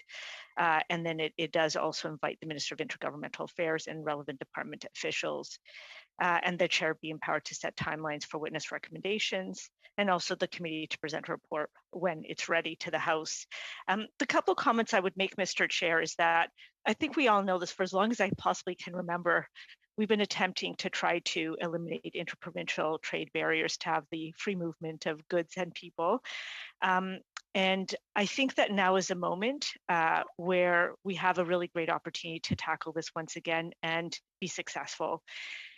I know it would, part of the reason I put this on is I truly believe it would not only be of interest to every single political party, but I also think it would be of great interest to every single province and territory. I don't think we need to do eliminate all of the barriers at once for every single thing, but I think we could do it step by step. And I think we could get a lot of advice about how it is that we can finally break the logjam and finally be successful on eliminating these interprovincial trade barriers. We know there's been some successes. So New West Partnership, I know that there's been some success out in the West between BC and Alberta and Saskatchewan, and wondering if we could have some learnings from there. And maybe we could also get some advice about how we do things differently so that we don't sort of get into the logjam that we have had in the past. So with that, Mr. Chair, I'd like to move that we consider this as one of the next topics of discussion for our Finance Committee. Okay, I have your remarks and I have 4 hands up, starting with Mr. Julian, and I have to look to the clerk. How are we on time? We have 5 minutes. Because we do have to click out of this system and into another one. That's my worry. Oh, 14:48. Thank you, Gabriel. I was going to say 15. Mr. Julian, you're on. Mr. Chair, just to cut to the chase, I mean, I think it is a good study for us at the wrong time to talk about unrestricted movement of goods and people at a time when we're hitting the 3rd wave of the pandemic. Doesn't make a lot of sense. So what I would propose is that we undertake the study in September 2021.